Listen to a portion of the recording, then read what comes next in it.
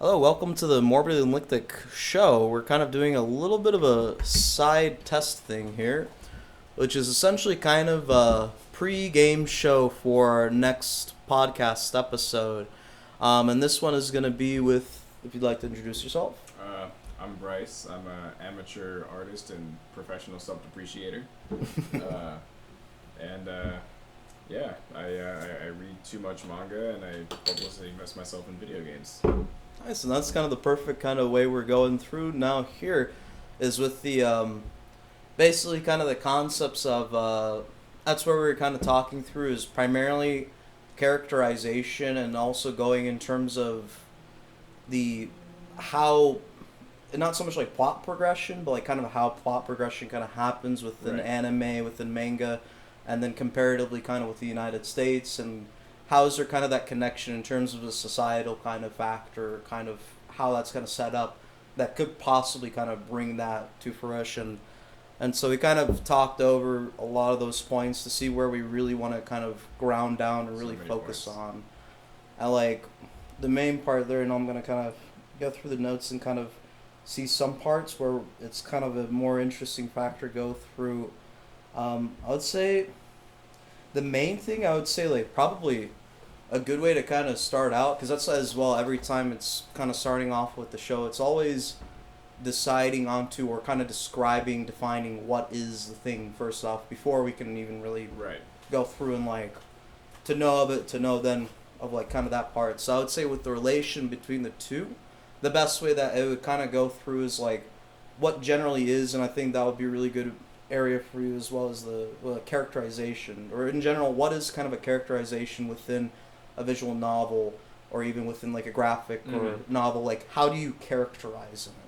And what are the kind of ways that you do that? So are we talking about like specific, just characters in general?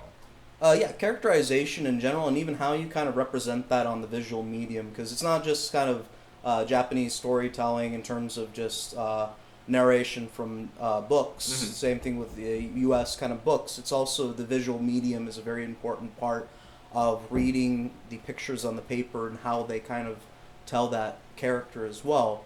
And so, kind of, what is generally kind of like that characterization? I would say that would be a good kind of place to start, where kind of that understanding, like that would be kind of an interesting kind of, as rather than just like what is manga and what is comic books. It's like the main Right. kind of point that we're So kind it's of like going. a differentiating factor in terms of like how they're characterized on the page.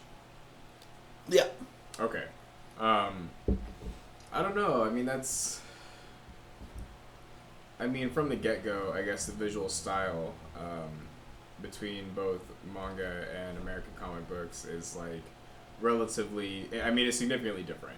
And I would say, like Yeah. the last few years, I would say there's definitely been a lot more of a push in a lot of American media to kind of emulate that To sort of replicate thing. Like that. right, like you have like Teen Titans and like Yeah. a lot of What was the, big comic books, and I would say even like kind of the Ben 10, that kind of stuff. That's also has kind the- of been an emulation of like that a traditional anime characterization in terms of like having the dulled down facial detail and stuff like that. And I mean this is like Yeah. a very general, so like.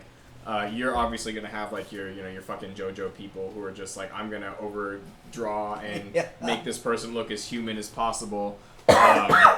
But for the most part, manga is very very sparse in terms of their The heavy detail. their heavy details in terms of like a person. So like a lot of their facial features and things are subjected to being just like simplified. They're just very simplified, and there's still like it's weird because there's still like that layer of complexity to actually doing it. Like it looks really easy. Like I look at my poster and I'm like, that Yeah. looks so simple.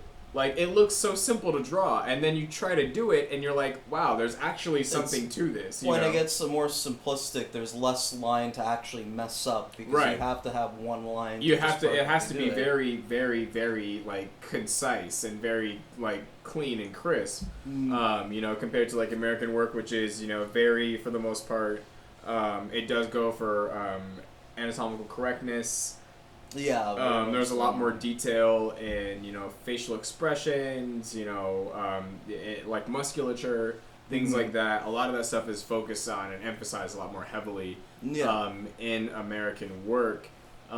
which I would say comes from a big part of, America's comic book industry is, I would say it's predominantly fueled by like superhero books.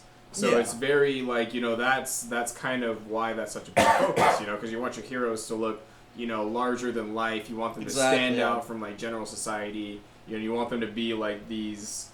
They need to look unique, different costume, yada yada. Whereas like a lot of manga tends to, I guess there's such a wide berth, and like you do have American comic books that are like independent, not superhero focused, that have lots of things they can do, and like a lot of like wide ranges of kind of weird art styles. As right, well, it's like any art medium. It has like you can do pretty much anything with it. There's a way to do it and there's a way to not do it, but there's like a million ways that you can operate on it and it still comes out to like a finished product.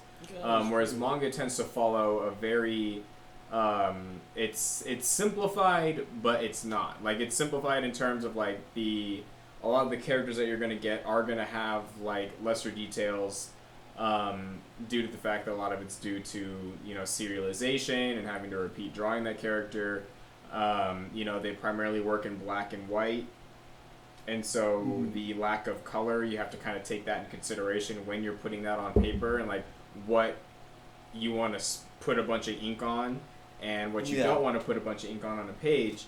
And characterization, like I would say the main characters of a lot of I would say popular manga, the main characters they're not typically like big, buff, musculature, larger than life characters. You have those for different genres and things like that, but I'd say like your big like Shonen Jumps, it's like an everyman type situation.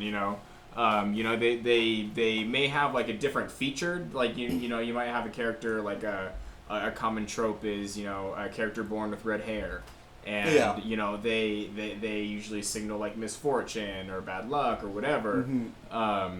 But that's kind of like the differentiating feature. Like physically they look exactly the same, but they might have like different color hair and different color eyes, and that sets them apart from society. Whereas like an American superhero or American culture, in terms of like our comic books, your characters can look vastly different, but for the most part the popular stuff is like larger than life. We look like heroes. We're superhumans, so they're like the pinnacle of human kind of achievement in terms of like their build. And so like with that part, would you say like it would be good kind of moving on from there, kind of setting up just kind of what is the characterization, how is it kind of with those two different mediums?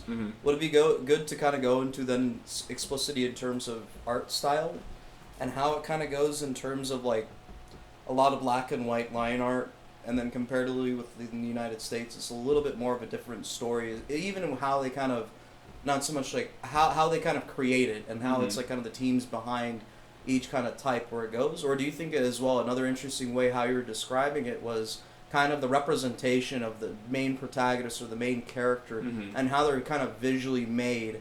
What are those kind of sources culturally that kind of went through? Because I could immediately see kind of like within American comics the perfect figure, the aspiration to build to, while within Japanese, the manga, it's always meant to be the relatable character that is the Joe Schmo, the every person, every man that's just, he could be another person on the street. And like, do you think that would be an interesting place to kind of bridge from next, just kind of going through is like talking about like that main kind of bridge? I think so. I think so, definitely.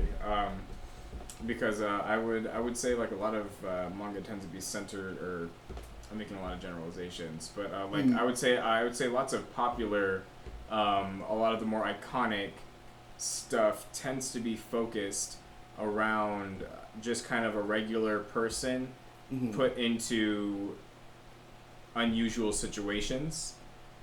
And so you have your millions of harems, or like you have your one guy who is the human that goes to a demon school, and meets a succubus, or like your Devilman Crybaby, where it's like a regular guy, kind of a loser, whatever, ends up at this rave and gets fucked up by a demon. Like you have like all this, and it's all this very shit at home. that's like Devilman, or not even Devilman,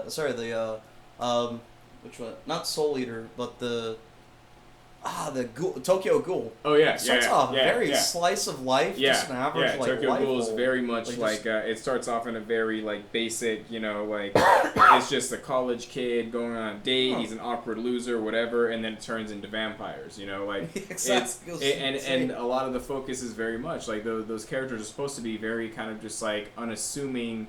And if they are designed to be assuming, that's a plot point. It's like it's not. No. You don't have like a guy that's gonna be you're not gonna have a guy that's fucking gonna be Superman or gonna be like a superhero who's I guess not unassuming, and there's like I would say that those characters are designed to stand out on purpose because they're gonna be the main character, whereas like you have your anime like characters where like that's the main character, that's going to be the main person, but they typically don't have any crazy differentiating characteristic than anybody else in their class until the end of chapter 1 where like some crazy shit goes down and then they have some superpower, they're going to demon school or they get a vampire bite or the plot grows with them. And that's also another interesting part where I see where within comic books it's all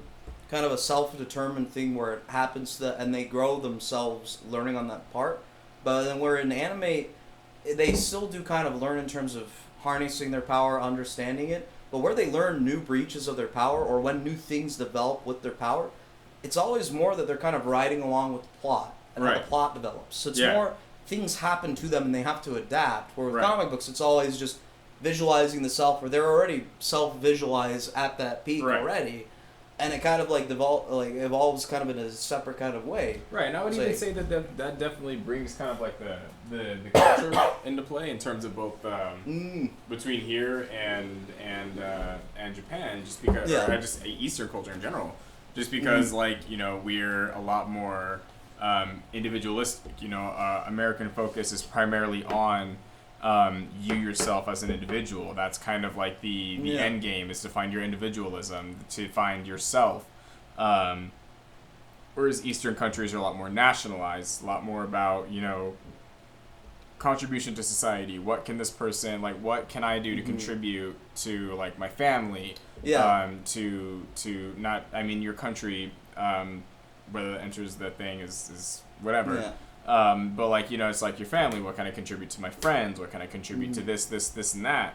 And so I think that would definitely be like a big part of it. Whereas you have your American superheroes where they view themselves and they're individuals. They're like, this is me as a person. Tornado, the individualism kind of going fully through. Right. And actually, this is an interesting part here where I think this will be well, it's not really groundbreaking to say it's a first because there's only 4 episodes, but actually going into definitions twice, because what is the characterization, especially within the two kind of ways, but now then also going in terms of, because I think when we're starting to connect in terms of the cultures, what are kind of just the main kind of, in relation to manga and comics and this kind of topic we're dealing with, what are these cultures and how do they kind of form?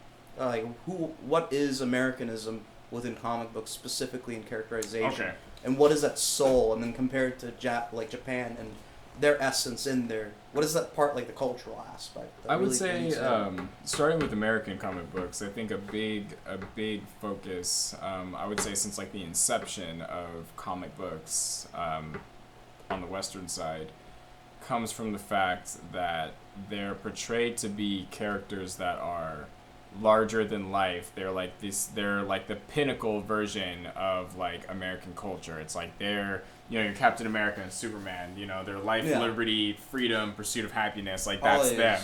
Red, white, and blue. They're pinnacle they're pinnacle humans. The pinnacle idea of what an independent human should kind of aspire to be. They're designed to be icons. They're designed to, you look at those things and you feel I want to take those attributes and become stronger. And I would say that was a large focus on comic books up until the 70s, when it started to become a little bit more, comics were politically charged from the get-go. But I would say when it started to become a little bit more politically charged in terms of dissecting like racism and things like that. Drug abuse was a big one because I was thinking Speedy being addicted to cocaine, or not to cocaine, heroin. That's like you start to explore those things, and I think the culture started to. I think comics started to explore American culture as it grew. And so comic books, I would say, are very topical in the sense that they reflect the age that they're produced in. And so they're very good at being like, you're going to get a lot of your current comic book, like, new protagonists, and this is coming from, like, individual, maybe new superheroes, things like that, are going to be more oriented and kind of like the mindset of modern age where it's very like Marvel and DC have both done this where they're depicting sexuality in a much more open spectrum prior to years before where that was like a lot of taboo shit. It's growing in that term, and I'd say comic books do a very good job of kind of reflecting society from that standpoint. It's kind of like in South Park, where South Park, it doesn't have really the main kind of construct. They're kind of timeless characters again. It's like you're able to come back to these characters and revisit and change them. Whereas like manga, I would say manga has a very interesting place because the characters don't go on forever to begin with. Yeah, it's almost they kind of want to separate from. Yeah. They want to create their own, not so much create their own world like to avoid, but like if it's more they want to not be in a lot of ways political in terms of connecting with the social issues that are happening in the age. Right. They almost kind of want to separate that and have that timeless factor of the story in of itself. Yeah, it's it's self-contained. Like they're telling this story and this is it. And you kind of have like a timelessness to characters like Goku, Luffy, Naruto, those kind of characters because they're iconic. I would say that they're on par with like Superman, Batman. Yeah, they're the first our big heroes. Yeah, I'd say that they're like those. But I would say like a lot of manga, I would say the shift is because like I said, like a manga's ending is finite. Mm-hmm. And you have people that can maybe revisit and redo it and do a retelling of that story. Devilman's a great example. Yeah. But even in those retellings, it retains the fundamental aspect of what it was when it was first released. And then once that series is started and finished, it's done. You're over it. You're not gonna, we're not gonna have, we're not gonna go back to Tokyo Ghoul in 10 years and the artist is gonna redraw or just kind of continue the story and then it's gonna keep going until he dies. That's gonna be his thing, and nobody's gonna pick up Tokyo Ghoul and be like, oh well, I'm gonna tell this story now. Like it's a very uncommon thing. The characters have a finite beginning and a finite ending for the most part. Nobody's gonna pick up Berserk and be like, well, I'm gonna tell my gut story. That's just not how it works. And American culture is very different. I would say that and how it relates to Japanese culture. It's kind of like that's one part that I see with Japanese culture is it always has the duty or the job or the responsibility of the certain kind of part of. So temples and shrines are always temples and shrines, and they preserve and they put a very certain point. Mm-hmm. Banks are always very certain and to a point. Okay, so you're kind of going along lines of like these series and things like that. They're kind of like they have a timelessness to them, like American superhero comics, but it's like a preservation of that. Like those things are left untouched because you're preserving that artist's impact you keep and that mold. Works. You always keep the mold no matter what, and even when you're breaking the mold, you break the mold to where it fits the mold of breaking the mold. Exactly. Like I bring up Devilman again just because like it's I'm gonna get my book. But I would say Devilman's a fantastic example because it's the first series that I can Miles of that I could think of that has like 19 different retellings of it. And they all still kind of spiral into the same point because, like, the initial series is basically an anti-war series. Yeah. Like, that's what it is. It's an anti-war comic, Yeah, just going fully with that. And that's how the series kind of continued to be even in all of its retellings. And like Devilman Crybaby, the recent show on Netflix, if anybody hasn't watched it, highly recommend. Oh yeah. Running horizontally. Yeah. Oh my God. Yeah. Their revision of Naruto running is worth it alone. It's literally superhuman. But how they kind of how they did that, like they tell the story in a very modern, a very modern retelling of the story. You know, they go to raves instead of whatever's happening in the original series. Social media plays a big impact on the end of the plot. Yeah. That kind of thing. And it's still, at the end of the day, is about studying the difference between, what really defines a human as human. Yeah. And then just kind of an anti-war series. Yeah. And so, like, even breaking the mold as far as Devilman Crybaby went, because, like, the original Devilman is fucked up in its own right. Like, it's fucked up, and it has, like, some weird racial shit that just, the 70s or 80s, whenever it came out, it's fucking weird. It's the 80s, man. Yeah, it's hella weird. But Devilman Crybaby does a really good job of adapting this story into a current version of still trying to tell its essential lessons. Yeah, and it never breaks or cracks or does a critique on that essential lesson. Right. Like, that's it doesn't go back and like say, oh, this was wrong. Like it's just like, it stays with the staples of like, yeah, man, people are fucked up.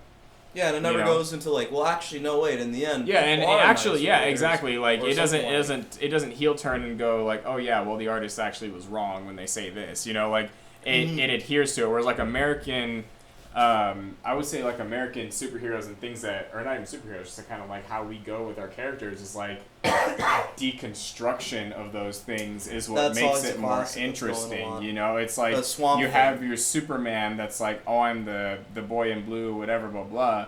But it gets more interesting and better when you kind of deconstruct the layers of that, and you're like, well, why? Like thinking of Batman. Batman for the longest time just idolized. It's just like, he's idolized just like this. He's just Batman. He's a hero, a vigilante. What he's doing might not be right, but it blah, blah, blah. And then, you're like, okay, that's cool, whatever. But breaking the mold, I would say from that is like, yeah, he's doing all this. But then you have people that started to delve into, well, why? And then, well, actually, what he's doing is not okay. Like, what he's doing is causing more problems than the ones that he's solving, because he's never gotten over his own issues. And so that's where that becomes more interesting. Whereas I think manga tends to, it definitely holds a little bit more of a traditional, like, you adhere to, like, what the artist put out there, and you can retell it, and you can do interesting stuff with it, but you're still going to try to convey the initial artist's meaning. Because you don't put your own self into the work. They're not essentially like they're timeless in a different way, because the characters do have a definite ending. Whereas like Batman, Superman, whatever, you have the death of Batman, the death of Superman, whatever, but they're not actually definitive endings. Like Batman and Superman are never gonna just die, and then we're just not gonna have Superman anymore. Yeah, that's never gonna happen. That's really Hercules just in his old 12 labors is the manga, but then Hercules in DC and Marvel Comics is like he's continually, and it's like he's a recurring character there. It's continuing Hercules. And then you have, another thing is like you kind of bring in, the fact that other artists can work on the same character at once. So you can have like 5 different Batman stories going, whereas like you're with a manga, you will get lucky if you get a spin-off series. Like some of the bigger ones, may get a spin-off series. Like I know Evangelion's gotten a couple. I know Devilman's gotten a couple from a few different artists. Naruto's got a few, but like you're not gonna have somebody that's like, well, I'm gonna tell my Naruto story. Yeah. And if you get that, then you have to get permission from the artist first, and it's not gonna be thrown into like the canonical standpoint. I would say like American comic books, so like the continuity is a big part of it too.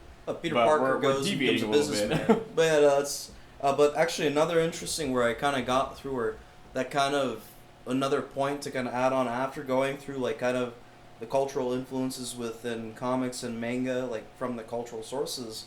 And that's also I put in the notes, particularly about like breaking molds, because I think that's where it kind of started to like delve into where that was that main point. Yeah, no, it's actually pretty sweet. That's like a whole molds. conversation in itself. Honestly. Yeah, that's like a really interesting part to kind of go through. But then that kind of got me thinking, and especially when he referenced in terms of like Berserk, and then also like other options where I'm thinking like, for example, JoJo's, where these are not in a lot of ways very constrained, or like they kind of break molds a lot. Yeah, they're very unconventional. So what do you think about like, and this is as like kind of, this might even be like a final talking point before break, and that's usually we put like a break in the middle and then talk like what do we want to wrap up with. Right. Well, like as a final point just before that, what do you think about in terms of basically the opposites or odd examples which counter the norm within both American comic books and then within like Japanese Japanese manga? Okay. Like, where do you think, like, let's just flip the script and just go completely to the opposite. Who are the main guys that just go completely out of the blue and just do their own thing? Which, again, that's JoJo's, Berserker, like, I would say kind of classic examples. I would say, I'd say Japanese those are two good side. examples of, like, JoJo how do they is do an that? example of, like, starting off as a shonen and then deciding... It just went off the rails. Yeah, It went bizarre. I don't want to be a shonen. Yeah, like, it just went bizarre as all hell. Yeah, it started off as like it did start off as like a Shonen Jump type series. Yeah, it had that and heavy then point. it deviated into it. They moved it to the adult magazine. Yeah. Because it just decided to get fucking crazy. And that's where, like, if it wasn't Araki, it would have stayed as a Bram Stoker Shonen Jump. Yeah, absolutely. It would have just been Bram Stoker and the next vampire in the next series. Exactly, yeah. But then he's got the ingenuity to move forward. So I would say he's a good example. I would say the author of Goodnight Pun Pun is another good example of kind of like how it's like painfully realistic. But the way that that it's done is it's very interesting. Pun Pun is like basically this series about kind of a kid going through puberty and growing up and becoming a teenager and finding love and stuff like that. Going the way of the rebel and not. But the character is characterized as this caricature, like pigeon thing. Oh. Okay. Everything else in the world is hyper realistic, and the artwork of this book is, I mean, just going through it. I can see it now. That's actually a good example in terms of going counter. It's a very adult look at a lot of complex, intense issues. Yeah. With like the irony being the character looks like a fucking like bird thing, and the bird like the detail of the character grows as or not even grows, like the way that he looks shifts as he gets older and learns things and goes through things. And it's not a happy ending. It's not like a super positive, like beautiful thing. It's like a doesn't have its set realistic. Ending already. No, this is over.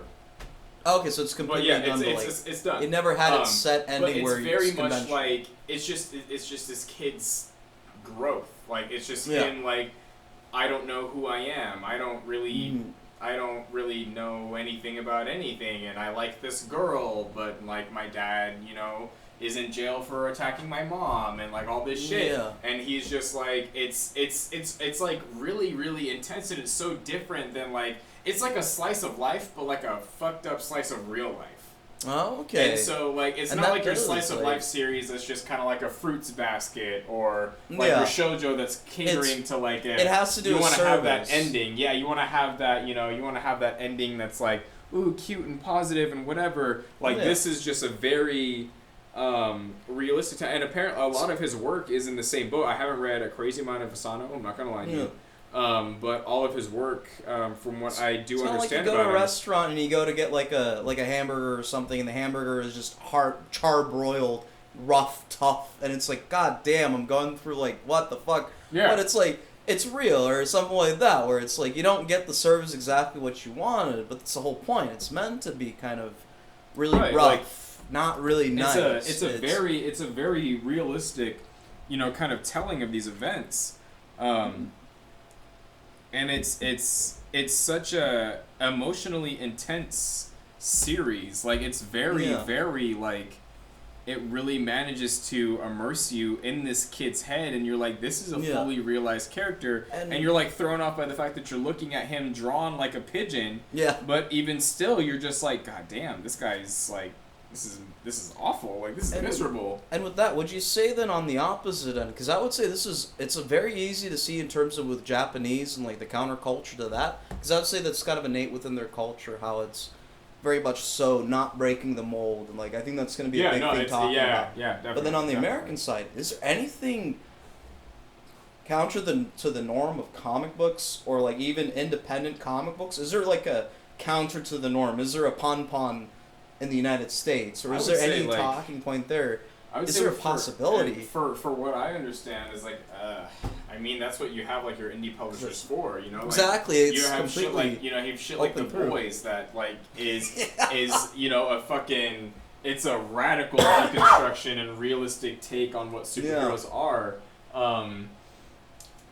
As far as like mold breaking shit, I'm not gonna lie to you, my comic book knowledge on that is pretty null, because I mean, going through like the books that I do have like a lot of superhero stuff. I mean, I would throw in maybe Watchmen as kind of being one of those like Alan Moore, actually, just Alan Moore in general. Just a title, Alan Moore.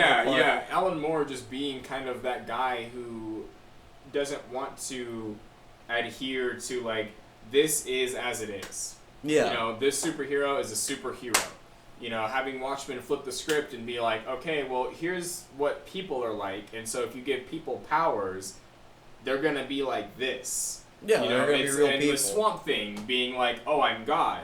So how do I live on Earth with humans? Yeah, like, and then even how then does it's a God like, even perceive I'm not the person you know? that I thought I was. I didn't even exist or anything like factor like that. You know, like I would say that's a big thing. And in terms of like current artists that are kind of breaking that mold, it's hard to say, because I think that a lot of that stuff is probably a lot more, to my knowledge. I don't know a lot of it. You know, it's very, if there are artists doing that right now that are kind of doing that level of deconstruction and kind of breaking that kind of stuff down and being very mold breaking and like, you know, fuck the status quo kind of thing with that, especially with DC and Marvel, I don't know about them, you know. I have been reading a lot of Image stuff. Like I read a lot of like Rick Remender, and he definitely is a little bit more of the. He kind of did a really definitive, different retelling of like the X-Men and Deadpool, and like gave them actual characterization as opposed to Deadpool remaining like a big fat joke all the time. It seems almost if like the unconventional needs to be seen not within American culture in general, but rather DC Comics and Marvel, where there's still that old culture of the serialized superhero. Right, because those are like the big things that are going to get that kind of notoriety. Whereas like, you know, but I'm not going to lie and say that I have like a crazy amount of experience with like independent works, you know. Indie, you can do what you want. Yeah, and that's exactly. the whole point. You're not breaking a mold by doing whatever you want in an independent industry, you know. No, that's true. Like that's everything is going to be breaking its own kind of stereotypes, because that's the point. Is like we're going against what these main publishers are doing. You know, we're going against whatever the status quo is. I want to do my own story my way, not the archetypal DC Marvel get popular comics way. Exactly. And actually, now just moving into there, we're just going to wrap up really quickly here. But on a kind of final point here, just about like kind of talking on live, where do you think, just in terms of how this conversation went, a lot of good potentials that could be just for like a full hour, just kind of talking and getting into really details of that stuff. Where do you think is kind of like, for our one or two listeners, where do you think is going to be really Greg? Greg, which unfortunately, that's where I found out Greg is Onision or Onion, so it's like, oh, fuck. So for Onion Boy and for fucking Tony, what do you think for those two, where would it be like that really good potential to really see like a cool kind of conversation? Me personally, I would say the Pon Pon was very interesting, and that kind of the counterculture of Japan was a cool kind of like I really neat. I will finish this again, actually for the first time. I read through like half of it. I read a decent amount online, but I don't know how far that is into this book. Gotcha. But I will finish this and let you borrow it and have you read it, because it is definitely It's one of the more different manga that I've ever read, and it's crazy. One of the people that I went to my comic creation class with, she doesn't read manga, she doesn't like manga, doesn't do anything about it. We had to do a book report on what our favorite series is. She said Goodnight Pun Pun is her favorite series. She's not even a manga fan, and she's just like, I don't like anime, I don't know anything about it, I don't like manga, I don't like anything about it, but I read Pun Pun, and it's the best series that I've ever read. And she had like a straight up, I shit you not, she had like a 30-minute presentation on it. And I was like, oh my goodness. Like, look, I know this. It's amazing. Fuck. Yeah. And so like, I would say kind of Pun Pun, I like the idea of kind of mold breaking, just kind of non-traditional tellings of things. I do like that idea a lot, so I think that would be a really cool idea to kind of delve into a little bit more. Yeah, kind of putting an emphasis on that part as well. I think maybe delving a little bit more into the archetypes of Japanese and American characters and why they are that way is kind of an interesting thing to delve into a little bit. Okay, and delving but further into this has been pretty fucking awesome conversation, I'm not gonna lie. Awesome.